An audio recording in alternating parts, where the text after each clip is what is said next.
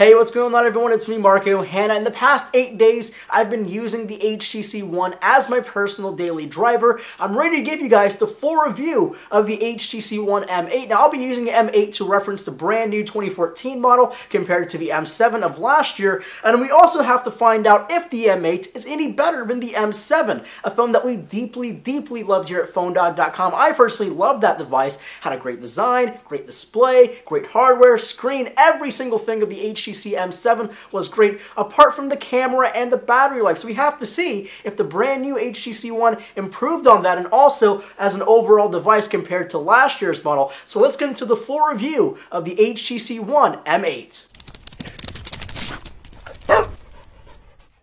HTC has done something bold this year. They gave us an all-new One. The old HTC One was a beautiful, perfect device for a lot of people. It was built to Apple standards of making smartphones, it had a beautiful display, very good hardware, and it ran a skin that people didn't hate on. But the old HTC One had its faults, mainly the camera. It was the Achilles heel of all things. Its 4 ultra-pixel motto made sense logically. Larger pixels do mean more light and better low-light performance, but with low amount of megapixels, the resolution does suffer a lot. So for 2014, HTC introduced the brand new HTC One, but we'll call it the M8 to avoid confusion. It has a new coating which comes from stainless steel and aluminum, unlike the mostly aluminum device we had last year. This new gunmetal color is definitely eye-catching as well. It also grew in size this year. The device now measures in at 5.3 inches tall, taller than the slightly sub 5-inch M7. But I almost have to say this phone may be too big. My hands are pretty averagely sized, but the corners are a reach for my hands. The display now measures in at 5 inches and houses a resolution of 1920 by 1080.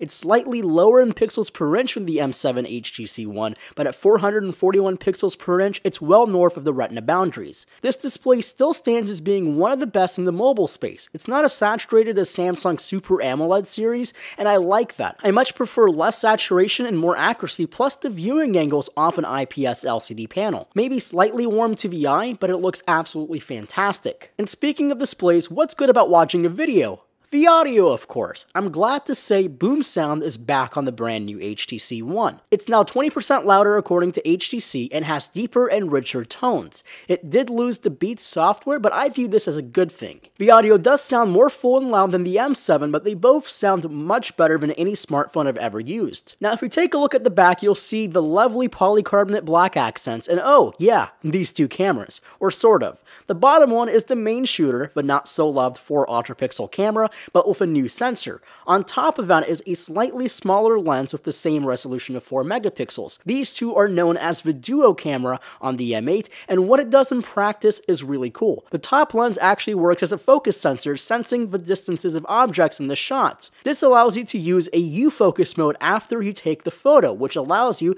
to adjust the focus after. A similar philosophy to the Litro camera we saw at CES 2 years ago. In practice, it works, but the results are certainly artificial. Of course, this is still a smartphone. It doesn't have a full-frame sensor to have amazing bokeh, but it does look artificial. The best results do come from faraway subjects and really well-lit situations. Sort of the opposite of what the HTC is really good at, which is low-light photography. Also, there's a big flaw with having 2 cameras. The HTC One M7 shot OIS video last year. This year, it was omitted because incompatibility with the duo camera system. If it were up to me, I would keep OIS and lose the second lens. So the video quality out of the M8 is now shaky cam. It does have a digital OIS, but it's not as good as having an actual optically stabilized image. The camera software has gotten a little bit better from the M7, but it's still disorganized the deeper you go into the settings, and what's up with the selfie becoming the new term for front-facing camera. The front-facing camera is rated at 5 megapixels and takes really wide-angle photos. Now, one thing that I have noticed is the video quality out of the front-facing camera does look a lot worse than the photo quality,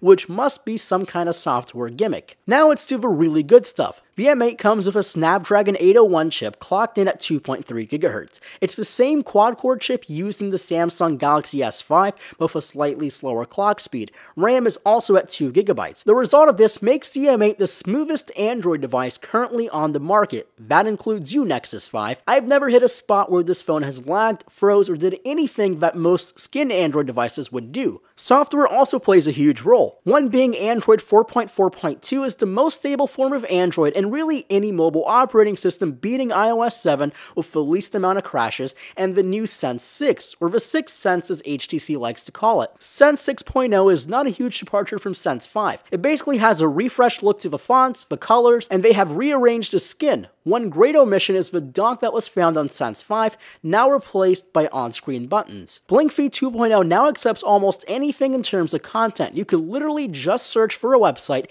and add them as a feed. This will make Blink Feed more useful than it was on Sense 5.0. Sense 6.0 is a breath of fresh air to Android this year. I will happily take Sense 6.0 over stock Android, and that's really extremely rare for me. Now switching gears to the speed freaks, as I said, the M8 is the smoothest Android device I have ever used. Smooth is not fast, but don't be worried. Its benchmark scores may be lower than usual and probably will be lower than the S5, but it's all about the consistency. For this test, I'll use Google Chrome to open up The Verge. Most phones will have a lot of trouble loading heavy content websites such as TheVerge.com, yet the M8 loads it just fine. No hiccups, no lags, not a single complaint. You can check off things like multitasking, games, apps, and everything else. Battery life was also a huge concern for the M7, and it should be. Last year it was rated at 2300 mAh, and it gave people huge problems trying to use their device all day. This year HTC gave it a slight bump to 2600 mAh, but the main gains come from the new 801 chip